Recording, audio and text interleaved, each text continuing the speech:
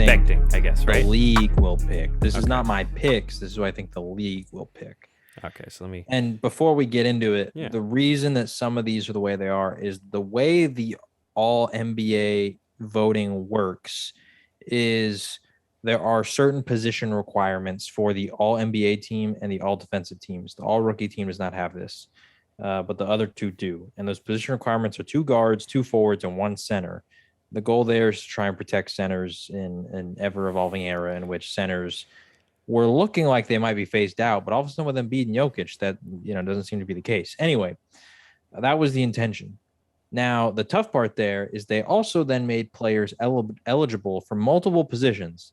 There is zero logic behind who is eligible for certain positions. For example, Embiid, Bam, all the centers are also eligible at forward, despite the fact that they play 0 minutes registered at forward. Like Bam Adebayo in his entire career since Hassan Whiteside has left, has not logged a single minute at forward, but he is always eligible at it. So you can get voted in at different positions. But the problem is your votes do not count together. So if you have 30 votes at center and 30 votes at forward, you don't have 60 votes. You have 30 at each.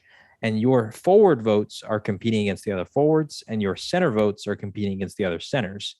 This is important because there are there's money that is attached to this. Jason Tatum lost over $30 million in a contract. He could have gone to a supermax if he made an all NBA team last year.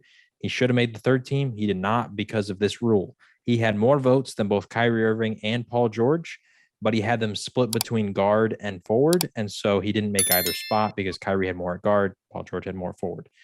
I explain all that to say that there are certain things on here that certain people will be mad at, but that is why, and I'll just get this out of the way. That is why I do not expect Embiid and Jokic to make the first team together, because I expect both of them to get a majority of their votes at center. And so they will not beat out the other options at forward to get there. Those are the rules. Gotcha. So very important to notate that for people. And we've already had people mention that in the comments of the post. So we're already seasoned on this. But to go over the post, which I'm sure you can check on our Instagram, once again, at Shut Up and Ball Pod. So for all NBA first team predictions were Luka, Devin Booker, Jason Tatum, Giannis Antetokounmpo, Nikola Jokic. And then second team, to go real quickly, Steph Curry, John Morant, DeMar DeRozan, Kevin Durant, Joel Embiid. And then third team, Chris Paul, Trae Young, LeBron James, Jimmy Butler, Karl-Anthony Towns. So I guess, especially regarding the first team, so any changes you yourself, John, would make if it was you picking? If it was up to me, I would probably remove Devin Booker and I would replace him with Embiid. I would slot, and I'm biased, I'm a Celtics fan, even though I'm wearing a Suns jersey right now. Go Suns, the jersey's sick. But I would put Tatum down to guard, Giannis and one of either Embiid or Jokic at forward, and then the other one at center. Because the MVP finalists are Giannis, Jokic, and Embiid. So it seems like all three should be on the first team. So that's what I would change. But like I said, based on all those rules, I don't expect that to happen.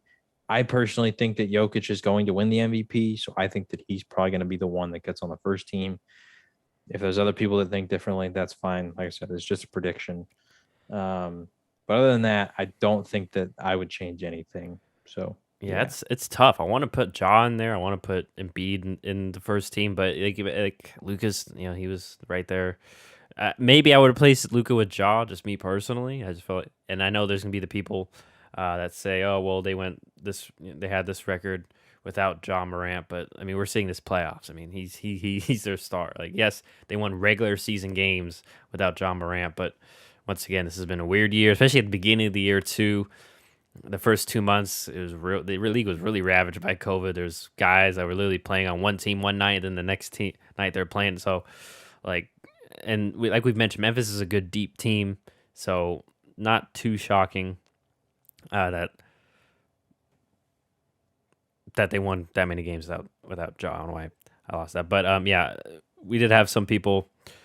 We did have one interesting input, and I want to get your thoughts. Justin Scott 41 says Siakam over Jimmy because Jimmy was on third team, which I don't know about you, but I could hear the thought of him being at least on one of these teams. Not sure above. And once again, it's tough because LeBron had a really good year, so it's like I don't think we're taking LeBron off, even statistically. Is it heck? It was tough for him to have third team. But yeah, nonetheless, what about? Do you feel like where could A, can Siakam fit somewhere, and B, who would you take off if you could fit him in there? If Siakam was to make it, he would go on the third team. Yeah. I feel like the second team is pretty locked in. Yeah. Um, like I said, I don't think Jokic and Embiid are going to make the first team together, so one of them goes to the second team. That's obvious. If Ja replaces somebody in the first team, then it's Luka or Booker, whoever drops. They're obviously on the second team. Same with Steph Curry. He's obviously there. I don't think he should drop any lower. Durant should obviously be on there, and then DeMar DeRozan had an amazing year. He was pretty high up. He was there MVP candidate, so yeah, he should be there. So I think he's second team. Now, some people will argue that LeBron should be higher than him. LeBron had an amazing statistical year. They didn't make the playoffs, so I do not expect the voters to reward him for that. I still think they're going to include him because he's LeBron James, and the stats he put up were nuts. But I don't think the voters are going to reward him for the lack of team success. So I think he's on the third team. So I think he's set it forward. So really, the only spot I would put Pascal Siakam is replacing Jimmy Butler. I think that's debatable. I almost did it on our predictions, but I think that they're going to put Jimmy because Jimmy's overall stats were a little bit more impressive. I think he scored more. I think he had more assists, more steals. But Pascal Siakam, he obviously deserves to be on there. But I think he might be a little punished for the fact that his team was very deep. I think they had like 5 people score over 15 a game. And so people might not view him as key to his team as Jimmy Butler is for the Heat. So I could see Siakam potentially making it, but I'm not predicting him to.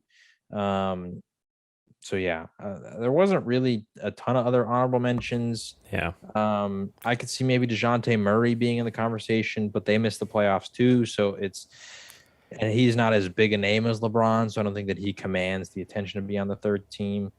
Only other person I thought was maybe Bam, but I think Bam only played like 50 something. He didn't play a lot of the games, so that may be a knock. I think that was one of the knocks on his Defensive Player of the Year candidacy. But go ahead. Yeah, there's some. I think it's like 58 games is the minimum requirement for like statistical inclusion. Like you have to play a certain amount of games to be win a scoring title or something like that. Yeah, that is not a game requirement for these All NBA teams. Okay. Officially, but I still think they sort of use it to knock people. Bam did not reach that. LeBron didn't reach it either. So if LeBron misses out, I think that's why that in the playoffs. But I think that's why Bam wouldn't make it at center. You could maybe put Rudy Gobert in there because he's always, lauded for his defense. But honestly, I think Cat was really impressive this year. He sort of choked in the playoffs, but regular season wise, I mean, he had an amazing season, and he was a driving force in his team making it to the postseason. So